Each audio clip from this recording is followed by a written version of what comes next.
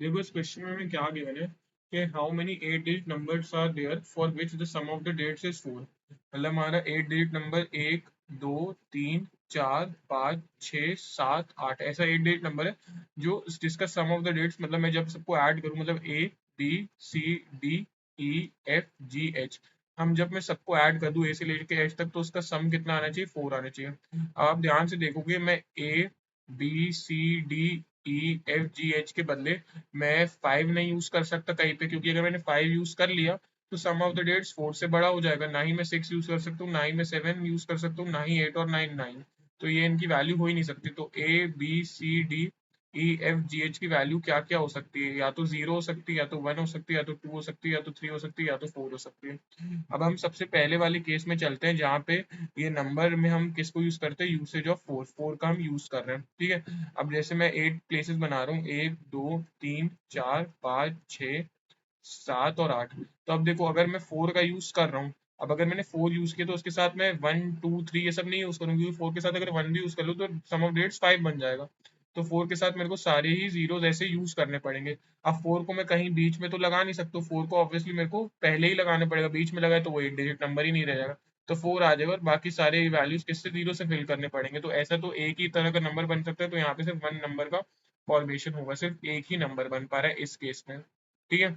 अब सेकंड वाले केस में चलते हैं, और 4 कैसे बन सकता है? जब मैं 3 को यूज कर रहा हूँ, ठीक है, मैं 3 को यूज कर रहा हूँ।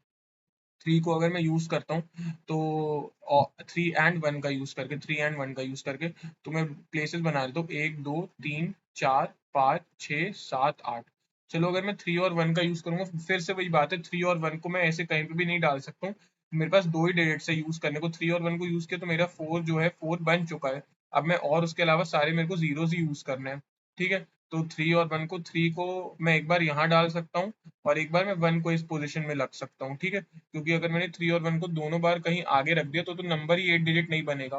तो एक बार 3 से स्टार्ट कर सकते हैं और एक बार 1 से स्टार्ट कर सकते हैं। अच्छा, अब मेरे पास 1 के लिए कितनी पोजिशन है? 1 2 3 4 5 6 7। तो 1 के लिए 7 पोजिशन, मतलब एक बार यहाँ पे आ सकता है 1, तो 3 1 0 0 ऐसा बनेगा, फिर 3 0 1 0 0 ऐसा बनेगा, फिर 3 0 0 0, फिर 1 0 0, ऐसे अलग कितने 7 नंबर्स बन जाएंगे, ठीक है। ऐसे कितने 7 नंबर्स यहाँ से बन के हमारे आ रहे हैं।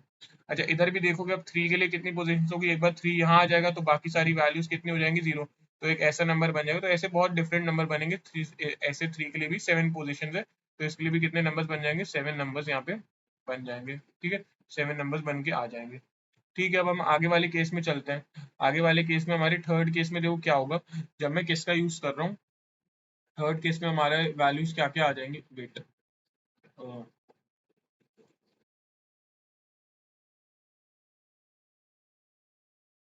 थर्ड केस में हमारी वैल्यू क्या आ जाएगी? जहां पे मैं यूज कर रहा हूँ 2 का एंड 2 का, तो उससे भी मेरा क्या होगा? 4 का फॉर्मेशन हो जाएगा। तो मैं 8 डिजिट नंबर बनाता हूँ, 1 2 3 4 5 6 7 8। तो इसमें भी मेरे को बीच में तो कहीं पे भी 2 ऐसे नहीं डाल सकता हूँ, एक 2 तो यहाँ पे आएगा ही आएगा। अब बचे वाले 2 के लिए कितने नंबर्स हो गए? पोजिशन हो गई, 1 2 3 4 5 6 7। तो 7 नंबर्स यहाँ से।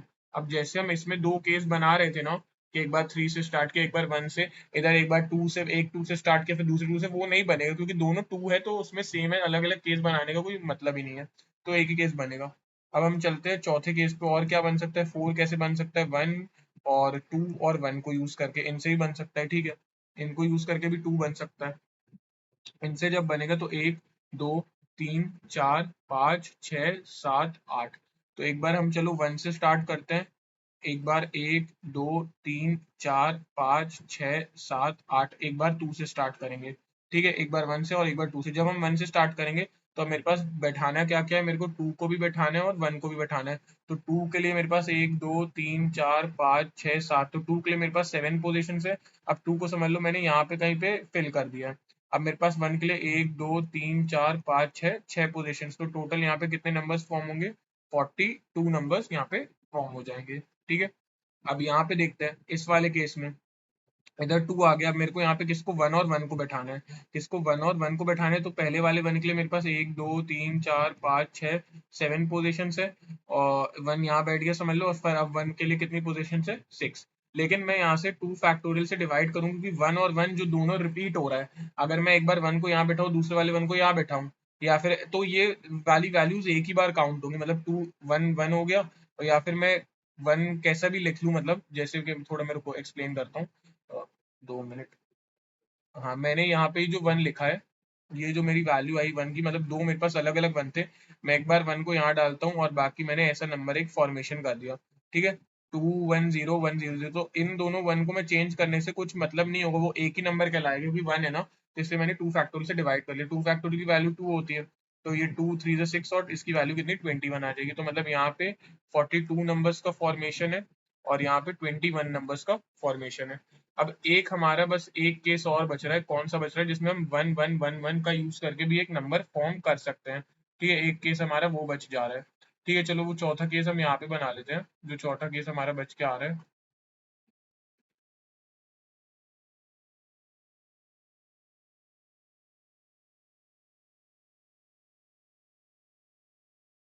चौथा केस हमारा क्या हो जाएगा, case number 4, sorry case number 5 हो जाएगा। चार बन चुके हैं, जिसमें हम 1 1 1 1 का यूज कर रहे हैं, उससे भी हमारा 4 बनेगा।